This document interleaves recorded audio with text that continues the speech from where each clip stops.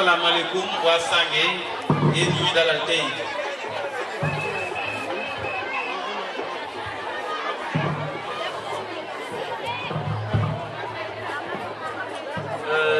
ngeen may ma comme ay gëm-gëm lañu ma taxaw fii seen kanam yéen samay nit yéen samay mbokk ma sant yàlla gërëm ko delloo ko bés bi ak événement bi parce que lii bu amee tey c'est parce que loxo ma ngi ci moom mi borom lépp moom mi man lépp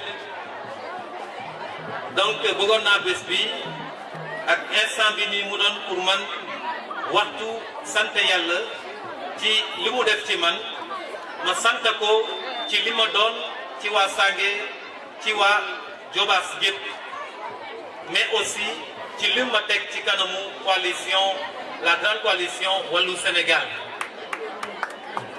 ma bëgg a gërëm ñépp ñi fi teew nit ñi jóge nañu presque fu ne ci biir Diobass ñu ñëw teew si fii te naroon nañu ëpp fii bu dul woon ndox boo xam ne daf na waa Ngolfagni te bu ñu ne Ngolfagni ñu ne Ceewo ñu ne Birbiraan ñu ne Kisan ñu ne Diass ñuy masawu di ñaanal xale bi nga xam ne wàññeeku na foofu parce que keroog bi ñu def proximité dem nañu ba foofu saafanteeg yaayam fekk muy waaj a dem hôpital donc ki fi jógee yàlla na ko yàlla yërëm xare ko aljana ma ciy profito également place bi ñu taxaw lu yàggul dara barkaati démb ak weer wala passé ñaari kilifa wàññeeku nañ fi di suñu pape Ablaye Sène ak récemment suñu pape André Sène ñu nekkoon ay kilifa yu baax ak mag yu amoon njëriñ fii ci dëkk bi yal na leen yàlla àggali ci aljana yu gën a kawe.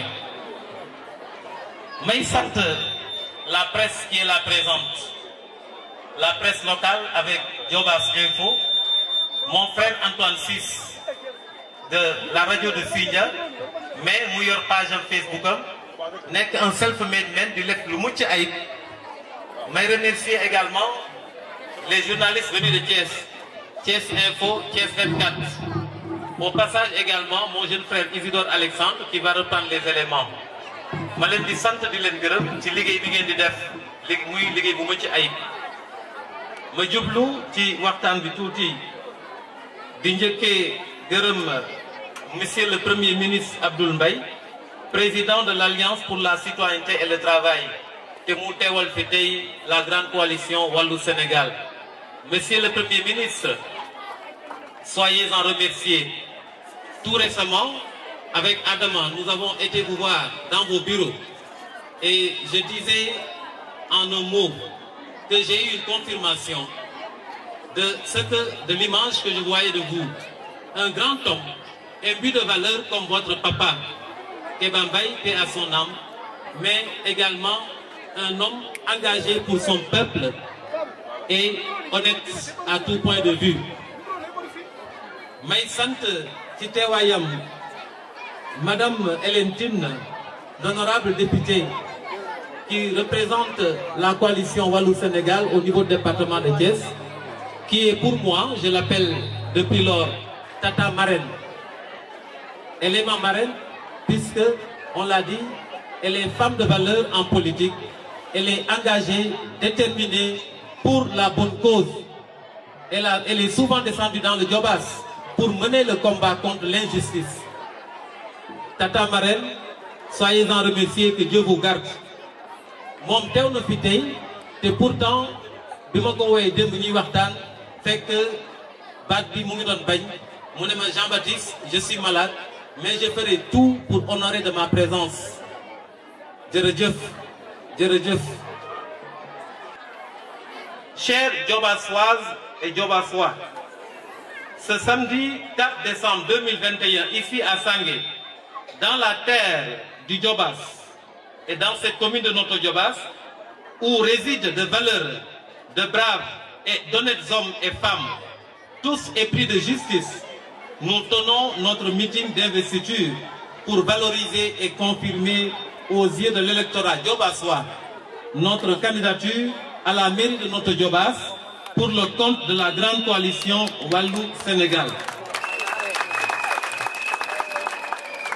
Bu ñu xoolee contexte bi nga xam ne ci la ñu nekk actuellement ci Diobass ci commune Noto précisément bu ñu xoolee ci wàllu social wàllu économie ak ci wàllu politique mën nañ ci jàngat facilement ne enjeu yi fi nekk ñoo waral suñu candidature et enjeu yooyu pour ñun dafa nekk menace pour suñu ëllëgu terroir mu nekk menace également particulièrement pour li nga xam ne moom la tubaab tuddee cohésion sociale c'est-à-dire li nga xam ne mooy ciment bi tabax Diobass li nga xam ne ci la waa Diobass lëkkaloo ànd nekk benn loolu également mu nekk danger pour avenir suñu commune ñu bëgg cee taxaw donc ces enjeux sont de 4 ordres li tax ñu fësal candidature c'est de fédérer autour de notre humble personne et de notre vision programme, je dis bien vision programme, l'ensemble des forces vives de ce terroir pour l'unique combat du moment. Wax ngeen ko waa Diobass jóg leen jóg jot na.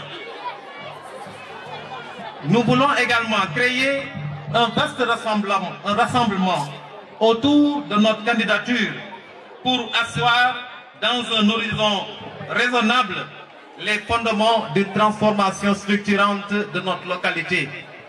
waaw dañoo bëgg tabaxaat Diobass ndax Diobass a ngi bëgg nastaay.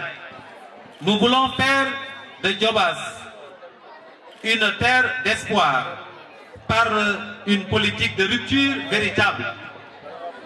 Nous voulons assurer une transition vers une commune émergente où chaque citoyen pourra librement entreprendre et s'exprimer. D'ailleurs ñun bi ñu duggante ak nit ñi ci weer yi weesu ci semaine yi weesu gis nañu dégg nañu ci nit ñi ñu gis ne kuy maire ci dëkk bi daa war a seey ci askanam. Donc nous avons constaté qu'un maire doit aimer son peuple, il doit être à son écoute pour entendre ses peines et réfléchir avec lui sur les possibles solutions, sur les urgences et les priorités. C'est pourquoi nous voulons bâtir notre gouvernance locale sur les valeurs de vérité, de civisme, de citoyenneté et de paix sociale. Oui, le mot valeur est souvent revenu ici ce soir. Nous l'avons dit, que les pays en politique, c'est des hommes et des femmes de valeur. Je veux nommer le Premier ministre Abdoul Mbaye, l'honorable député Hélène Tine, ak ñëpp ñi ma àndal ci coalition Wallu Sénégal. Donc nous voulons faire de la valeur, de la notion de valeur, le baromètre de notre gouvernance locale. En effet, la paix sociale que je viens de nommer tantôt craint les espoirs déçus. Mbokk yi, jàmm ci askan bëggul kuy naxsaay soxla askan wi. Jàmm ci dëkk bëggul méngoowul ak ngay digge ba pare doo ko def. Aussi prenons-nous ici et maintenant fii ci Sangi fi ma juddoo l'engagement de créer l'espoir dont le Diobass, dont la commune de Noto a besoin par un discours de vérité. Bëgg naa tey li may wax fii ëllëg bu ngeen ñu joxee seen kaddu ngeen wóoluñu bu ñu taxawee ma ñeme cee dellu. C'est donc le moment d'enclencher une réelle rupture dans le leadership et l'administration de notre commune. Cette ligne de rupture est nettement lisible, visible et le combat est là. Donc li tax ñu fësal suñu candidature ñi ma jiitu jaar nañ ci du ma ci dellu kàddu yi rafetoon na leeroon na. Alors yéen acteurs politiques u Diobass, yéen waa société civile Diobass, yéen ay góor ak i jigéen ñi nga xam ne valeur moo leen ñor, yéen les jeunes pétris de talent ainsi que l'entièreté des forces de progrès, yéen ñëpp ñi nga xam ne progrès avancé moo leen ñor ngeen lay woo. Donc on a aujourd'hui l'opportunité exceptionnelle de choisir une direction, de choisir un homme en ma pauvre personne et de choisir un programme réaliste, rassembleur pour enfin réaliser la rupture tant attendue. 12 ans de souffrance, 12 ans d'un horizon sans lueur, sans espoir. Au vu d'une telle réalité, nous voulons être le maire qui n'a pas pour ambition de s'enrichir et d'enrichir un clan, un maire qui ne trahira pas les espérances de son peuple.